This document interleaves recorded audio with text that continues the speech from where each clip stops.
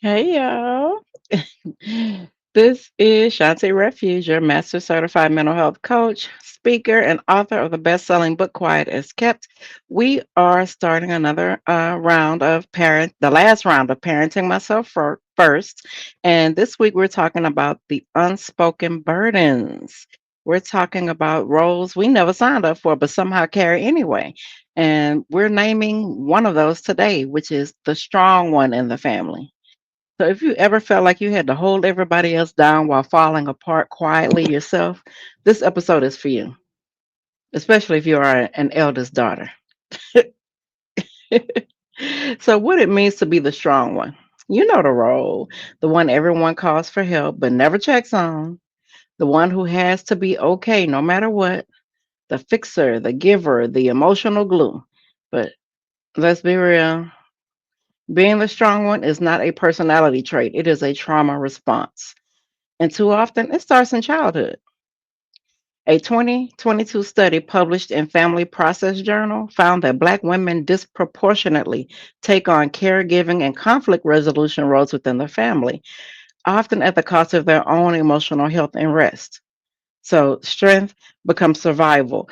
But what happens when you're exhausted, when you're grieving, when you need someone to hold you? What happens then? There was a time when I was praised for how strong I was. I was holding down the house, showing up for everybody, getting things done, all the while dying on the inside. And nobody knew I was crying in a car. Nobody asked if I needed help. And they assumed I was good because I kept functioning. But one day I wrote, I'm not strong, I'm numb, I'm tired, I'm scared. That was my journal entry. And that was the moment I gave myself permission to stop being the strong one and start being real.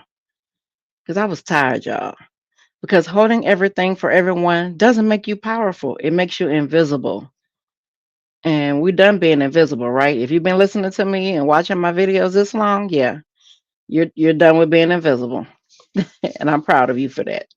So who are you when you're not being strong? Who are you? Let's reflect on that. Take your deep breath.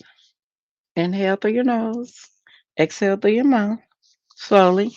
And answer, what part of you has been carrying too much for too long? Who would you be if you didn't have to be strong every day? What would it feel like to be supported instead of needed? Ooh, you deserve softness. You deserve care without condition. You deserve to lay your burdens down. You do. You deserve all of that. And today's prompt is, what has being the strong one cost me? And what would it look like to start asking for help? Let it pour out. You don't have to carry it all anymore.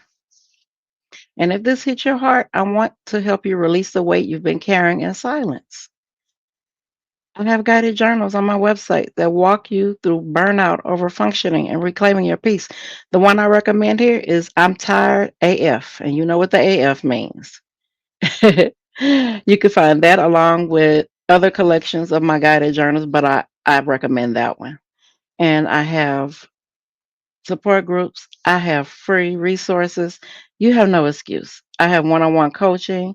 I offer you a safe space to rest, feel, and rebuild without performance because I don't need you to perform. I just need you to show up and heal. So, in closing, I want you to know that you were never meant to carry it all.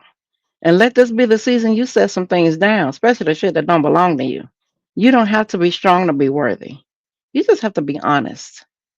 I'll see you next time. And remember to subscribe, share, and drop a comment if you're ready to stop performing strength and start receiving support.